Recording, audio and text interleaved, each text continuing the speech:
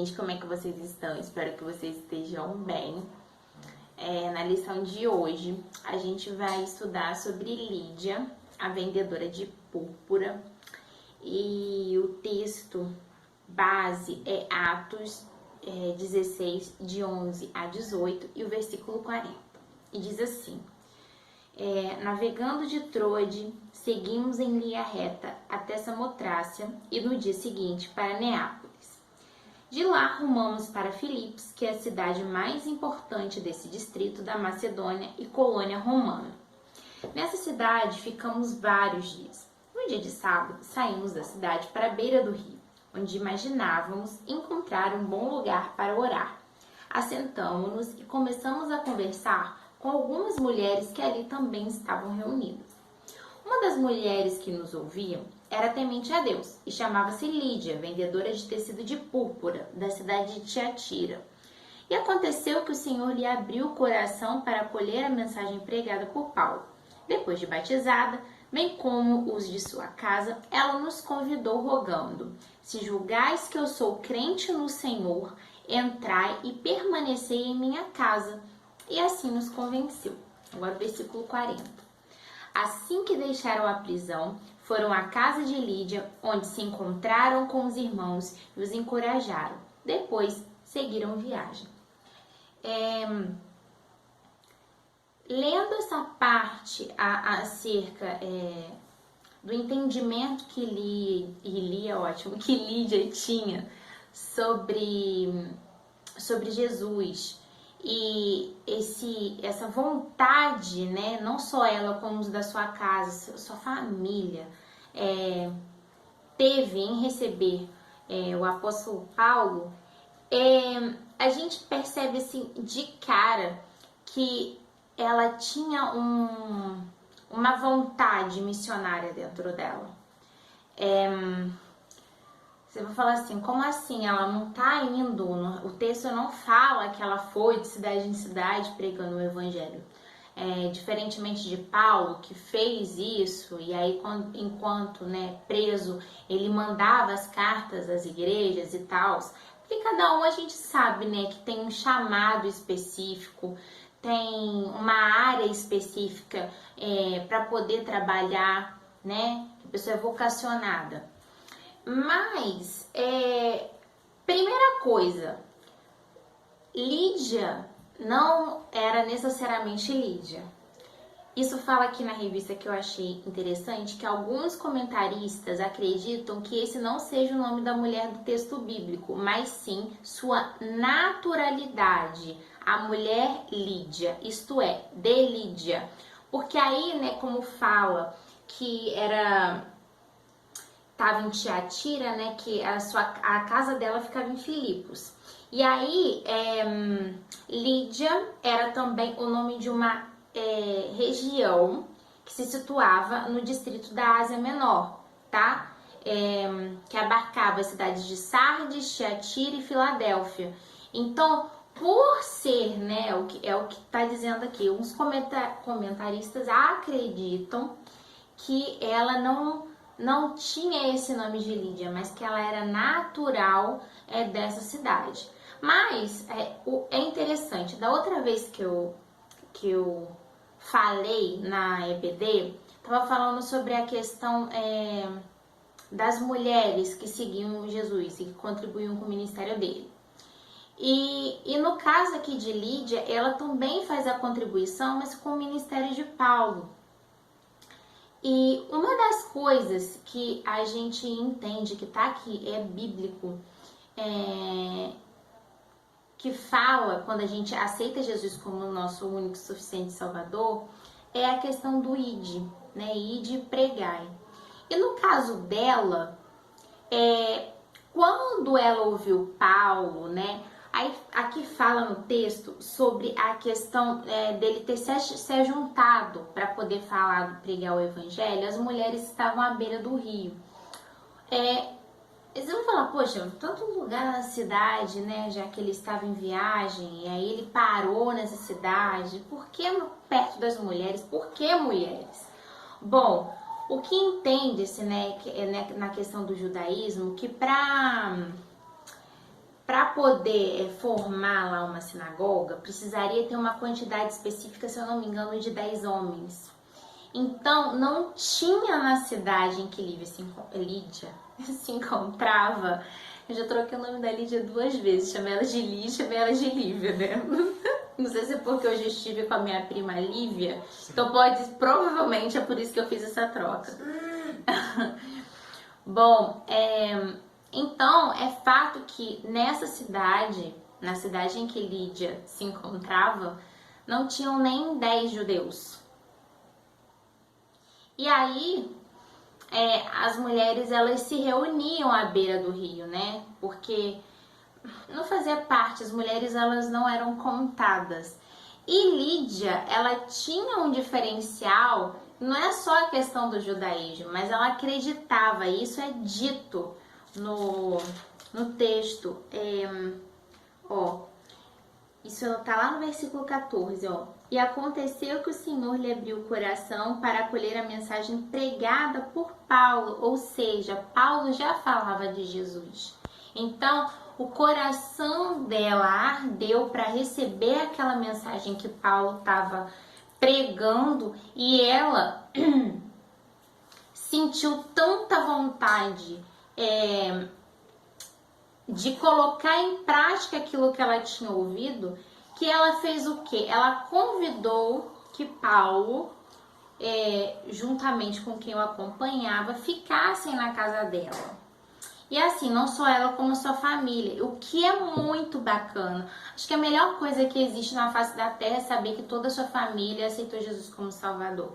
Eu perdi minha tia essa semana e que passou. E apesar da dor, uma das coisas que confortava o meu coração é saber que a minha tia tinha entregado a vida dela para Jesus, sabe? Então, Lídia, ela era uma mulher de negócios, ela era uma mulher bem-sucedida e ela sim, ela tinha destaque por vender púrpura, né? Tinham 2 tipos de púrpura, uma que era mais voltada para o pessoal da nobreza e esse outro tipo de púrpura que vamos colocar era mais popular, a Lídia vendia. Então ela era uma mulher que ela tinha autonomia, ela tinha independência a ponto de fazer esse convite, né? E de certa forma não, literalmente, ela abriu as portas da casa dela para receber esses homens de Deus. Isso é muito tremendo. Eu penso que, como eu estava falando a questão de chamado missionário, às vezes a gente não tem essa vocação para ir ao campo missionário para poder falar de Deus.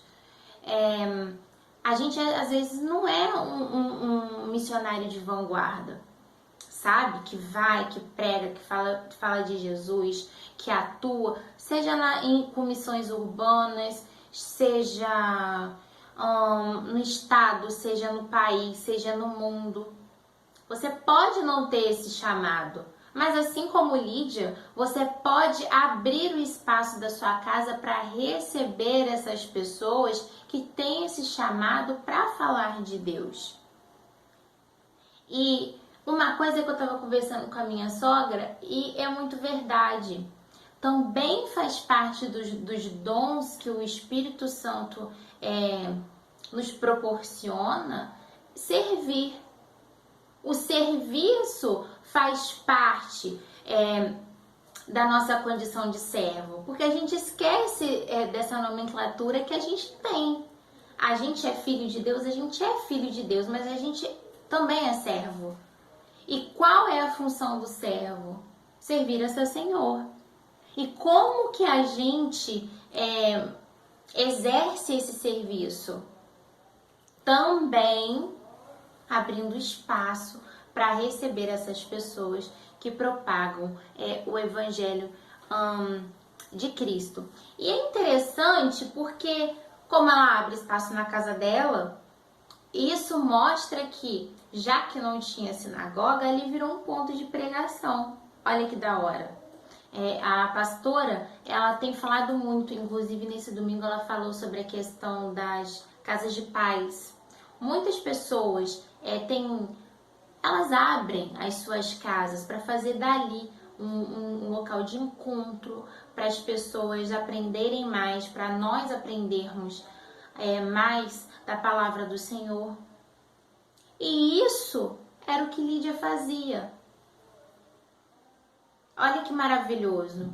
Você que está abrindo a sua casa, você que está abrindo o espaço, não é abrindo mão do tempo, mas separando um tempo para poder receber pessoas na sua casa, para aprender mais de Deus, você está sendo como Lídia. Se a gente for parar para pensar na questão que já que na cidade não tinha nem 10 homens judeus, quem dirá pessoas que eram convertidas ao cristianismo? Se é que posso usar esse termo, porque eu não sou teóloga, né, gente? Mas tá certo, meu ponto aqui eletrônico tá me dizendo que tá certo. Então, dali, a partir daí da casa de Lídia,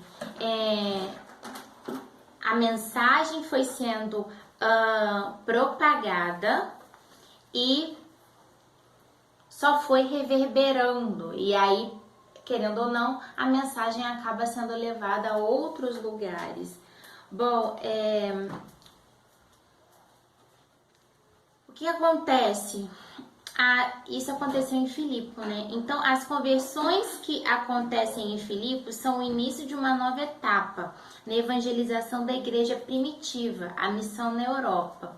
Então, partindo de Filipos, igrejas serão fundadas em Corinto, Éfeso e Tessalônica, né? Então, tudo isso começa a partir da conversão da Lídia e de sua família, ou seja, a igreja de Filipos se origina na casa de Lídia. Olha que maravilhoso, tá? Então ela deixa de ser judia e se torna cristã, e a partir daí uma igreja começa por conta desse espaço, esse ponto de pregação na casa dela. E aí acontece de Paulo ser preso e tal, e quando eles saem da prisão, né, ela torna a receber, assim que deixaram a prisão, foram à casa de Lídia, onde se encontraram com irmãos, ou seja, mais pessoas foram tendo conhecimento da palavra de Deus, né, encarnada em Cristo Jesus, e os encorajaram. Olha que maravilhoso, saber que você ali tá plantando, né, não tem, gente, não tem como fazer um link com a parábola do semeador, né? Que o semeador vai, joga semente e tal. E a gente, aí eu vou fazer um recorte na história e colocar dentro do contexto da semente que é fértil, que gera fruto, né? E então, Paulo e Silas, eles retornam, né, do período de prisão para Filipos, ficam na casa de Lídia e se tornou base do trabalho missionário, né? Então, o que a gente pode aprender com Lídia? A buscar a Deus e ser transformado por Ele, mas para que isso aconteça, a gente precisa ter vida com Deus. Não adianta ser uma questão de buscar a Deus só no sentido de falar, Senhor, oi Deus, sou eu de novo. Sabe aquele problema? Não, porque senão a gente é um filho chato, né? Chato. A gente tem que também pensar, né? Ser grato pelas coisas boas e pelas coisas ruins, por mais difícil que seja da gente conseguir enxergar, né, a gratidão no momento da dificuldade, mas também procurar meditar na palavra, ter uma vida de oração, jejuar, é importante, né? Então a nossa vida espiritual deve receber o mesmo investimento que damos à nossa vida profissional, acadêmica e relacional. Às vezes a gente passa mais tempo na rede social do que tempo lendo e meditando na palavra. Ou às vezes a gente gasta mais tempo estudando do que buscando a Deus, né? Tendo uma vida de oração. E na vida profissional, então, nem se fala, porque às vezes a gente passa mais tempo convivendo com as pessoas que trabalham com a gente do que com a nossa família, né? Então, o investimento na nossa vida espiritual faz com que todas as demais coisas sejam bem-sucedidas, né? Buscar primeiro o reino de Deus e a sua justiça, e todas as outras coisas serão acrescentadas, né? Faz toda a diferença quando a gente tira um tempo para Deus. É como se a nossa semana rende, como não, literalmente, a semana rende mais. Os problemas a gente consegue encarar de uma outra forma, não com tanto peso, né, na hora que a gente tem que descascar os pepinos e abacaxi semanais. Porque se eu descasco, você que tá me vendo do outro lado, com certeza também deve ter, né? Compromisso com a hospitalidade, como eu já disse, a questão dessa preocupação em receber.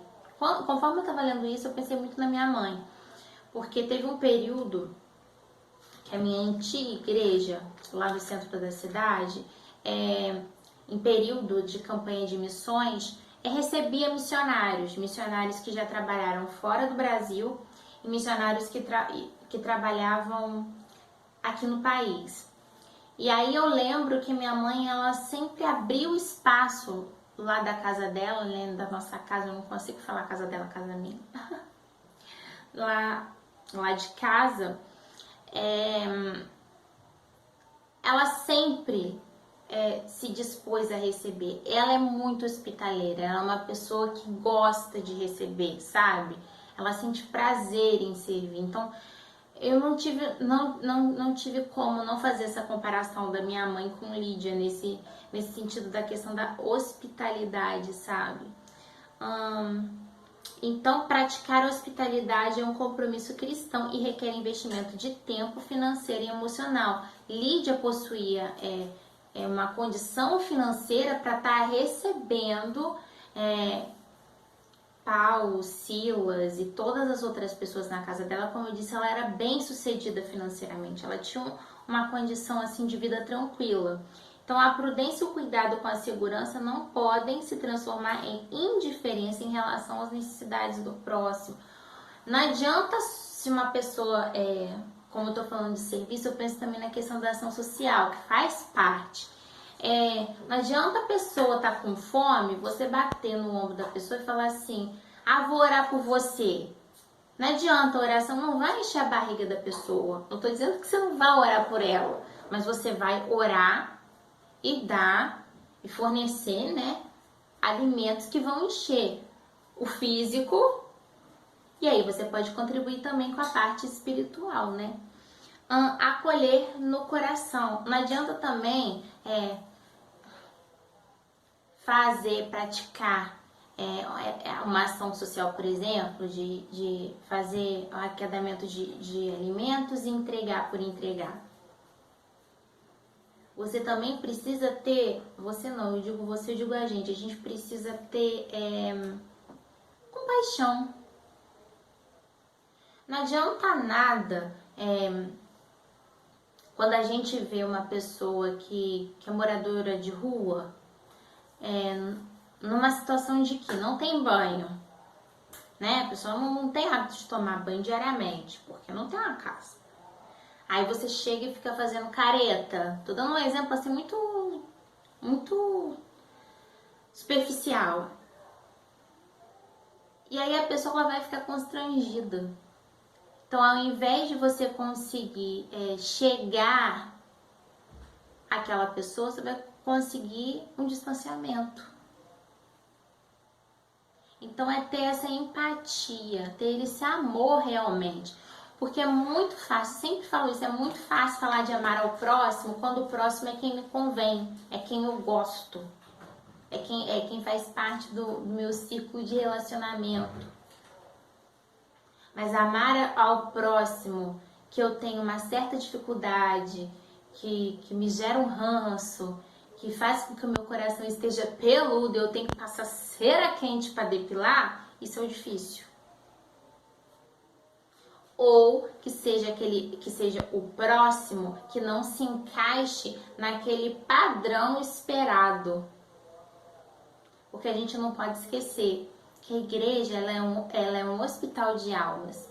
Então as pessoas que vão até ali, por mais que a gente busque, procure estar em comunhão, né? A gente anteriormente chegou fragilizado e tiveram pessoas disponíveis a nos ajudar nesse processo. E muitas das vezes a gente está dentro da igreja e também sofre alguns acidentes. Isso é natural. Mas o erro tá quando eu paro de ter esse acolhimento no coração e passo a usar os dedos para apontar. Não basta serem atitudes só para poder mostrar para a sociedade que está fazendo. Porque o que o ser humano está vendo pouco importa. O que importa realmente é aquilo que Deus está sondando, esquadrinhando o seu interior e vendo as reais intenções que habitam no seu coração. Então, a acolhida não é responsabilidade específica de um ministério da igreja. Às vezes a gente acha que a responsabilidade é só do irmãozinho que é o líder, da irmãzinha que é a líder. Não. Como eu disse anteriormente, se a gente aceita Jesus, já faz parte da gente. Então não tem que esperar o outro se coçar para eu me coçar. Eu tenho que me coçar, dar meus pulos, entendeu? Ajudar o outro e também sem querer ficar vangloriando por conta disso. A gente tem que fazer sem esperar mérito por conta disso. Então, um sorriso no rosto, um aperto de mão, né? Recepcionar bem quem é novo na igreja.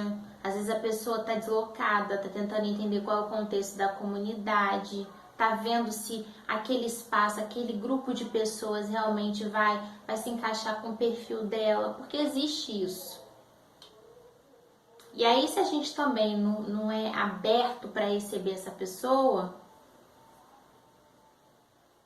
às vezes tem pessoas que já estão há muito tempo dentro das igrejas e não conseguem ter esse tipo de acolhimento. Não são acolhidas, são e não são. Porque acabam entrando no número de hall de membros, mas acaba não sendo acolhido, integrado às atividades e aos grupos, sabe? Então, acolhemos as pessoas que chegam à nossa igreja quando as acolhemos no nosso coração, quando assumimos o compromisso de conhecê-las e protegê-las, como Lídia fez ao constranger Paulo e seus companheiros a ficarem em sua casa. Lídia, ela foi muito insistente, porque Paulo não queria ficar na casa dela. Então ela insistiu, pediu, até que por fim Paulo cedeu e aceitou. E olha que maravilhoso, que bom que Lídia insistiu, né? Então, acolhemos as pessoas quando aquilo que nos difere delas não se torna empecilho para que possamos desenvolver a convivência e a amizade, mas enxergamos na diversidade a possibilidade de aprender. É sempre agregador, é sempre bom estar em contato com pessoas diferentes da gente, porque elas vão ter um ponto de vista diferente. E aí, cada ponto de vista diferente vai ajudar só vai agregar ainda mais as coisas para a realidade da igreja, né? Nossa casa pode ser um espaço seguro para quem faz a obra de Deus. Nossos recursos podem ser investidos em missão. Nossa comunidade de fé pode ser um lugar de acolhimento e diversidade. Então eu espero que você possa ser como Lídia, que você tenha um coração aberto para poder receber pessoas que são diferentes de você e que você reflita sobre essa questão do acolhimento de pessoas, tanto na sua casa, quanto integrar essas novas pessoas para a sua vida, tá? Que Deus abençoe você e até a próxima! Tchau, gente!